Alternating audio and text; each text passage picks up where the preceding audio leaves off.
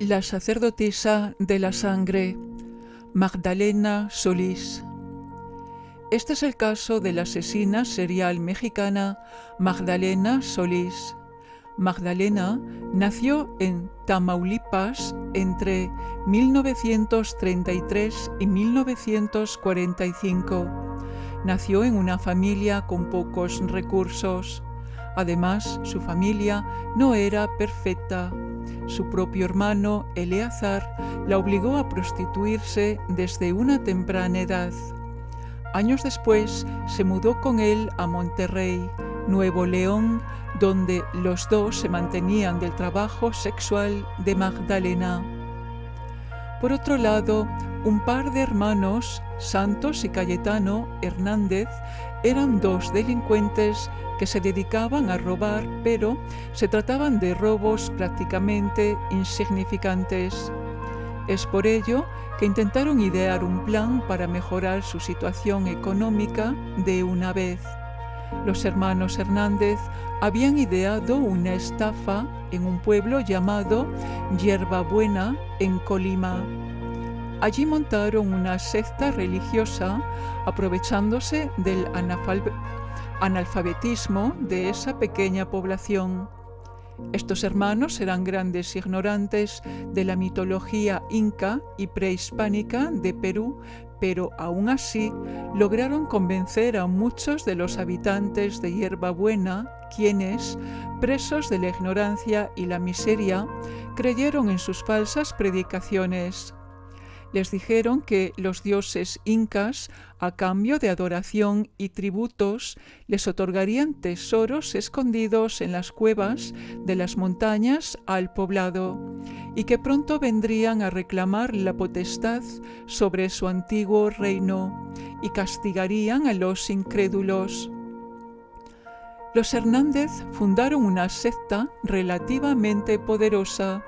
Exigieron a los adeptos tributos económicos y sexuales.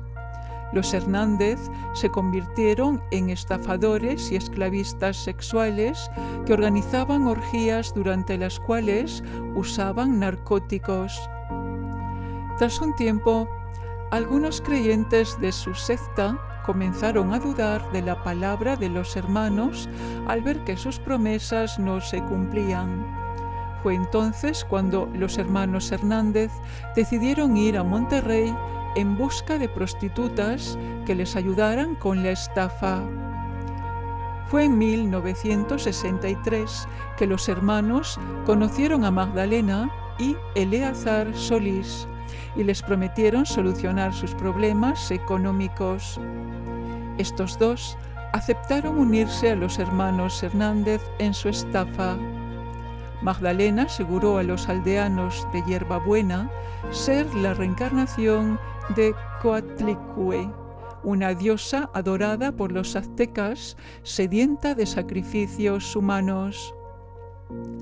A partir de aquí, Magdalena se volvió una fanática religiosa y llegó a desarrollar una grave psicosis teológica que la hacía padecer de delirios religiosos y de grandiosidad, llegando a creer realmente que era una diosa. Tiempo después, Magdalena Solís llegó a tomar el control de la secta, ahí donde las orgías y los robos se quedaron en segundo plano. Dos adeptos de la secta, hartos de los abusos sexuales, quisieron abandonar. Los demás creyentes, presos del miedo, los acusaron ante la falsa diosa Magdalena. La condena de Solís fue clara, pena de muerte. Los dos hombres fueron linchados por los aterrados creyentes. Tras estas dos muertes, los asesinatos evolucionaron y se volvieron cada vez más violentos y sanguinarios. Aburrida de las simples orgías, comenzó a exigir sacrificios humanos y creó un ritual de la sangre. Cuando una persona intentaba salir de la secta o no obedecían órdenes, era sacrificada. Esta persona era brutalmente golpeada, quemada, cortada y mutilada por todos los miembros del culto. Posteriormente se le practicaba una sangría. La víctima era desangrada hasta morir. La sangre se depositaba en un cáliz mezclada con sangre de pollo, ya que el ritual también incluía sacrificios animales e incluso el uso de drogas. Tras esto, Solís bebía el del cáliz y después daba a beber a los sacerdotes, los hermanos Hernández y Eleazar Solís, y finalmente daba a los demás miembros de la secta. Ella decía que beber esto les otorgaba poderes extranaturales.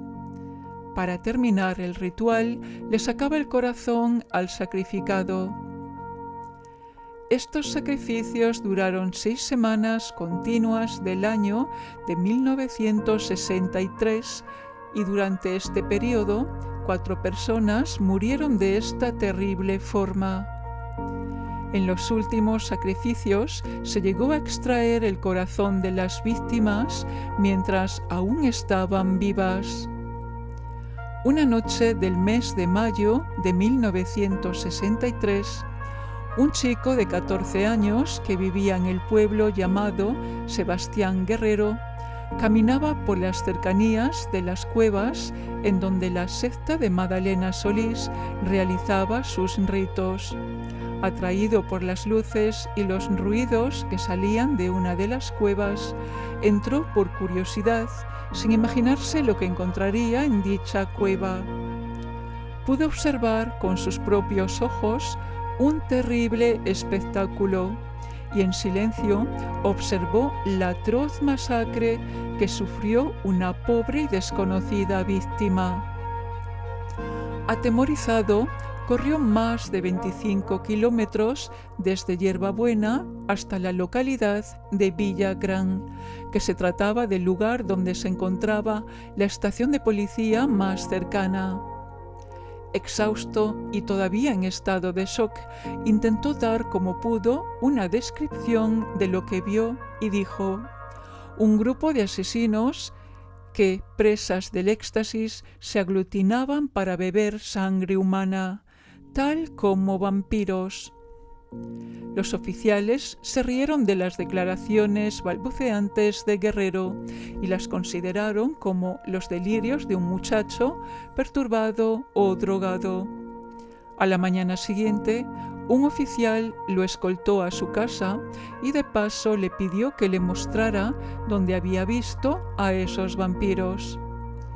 Ese fue el último día que Sebastián Guerrero y Luis Martínez fueron vistos con vida. Fue hasta entonces que las autoridades empezaron a tomar el caso en serio y el 31 de mayo de 1963 la policía, en conjunto con el ejército, desplegaron un operativo en Yerbabuena. Como resultado, detuvieron a Magdalena y a su hermano, quienes además tenían en su poder grandes cantidades de marihuana. Magdalena y su hermano fueron condenados a 50 años de prisión solo por el homicidio del policía y del joven que los descubrió en la cueva, ya que los seguidores de su secta se negaron a declarar hasta años más tarde. En medio del caos por el ingreso de las autoridades al pueblo, Santos Hernández fue abatido, mientras que su hermano, Cayetano, fue asesinado por uno de sus seguidores, quien quería meterse en su cuerpo para protegerse.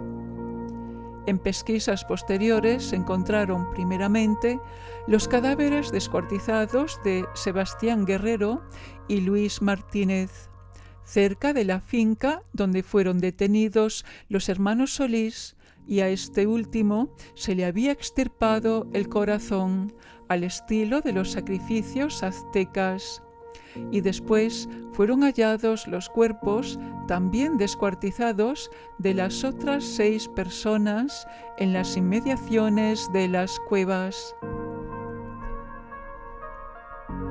Madalena y Eleazar Solís fueron condenados a 50 años de prisión por tan solo 2 homicidios, ya que no se les pudo comprobar su participación en los otros 6 asesinatos porque todos los miembros del culto detenidos se negaron a declarar. Muchos de los miembros de la secta murieron abatidos por la policía, ya que armados se atrincheraron en las cuevas. Los que cayeron detenidos fueron condenados a 30 años de prisión por 6 cargos de asesinato, y su condición de analfabetismo y pauperismo sirvieron de atenuantes. No fue hasta años después que algunos exmiembros de la secta hablaron de los horrores del culto.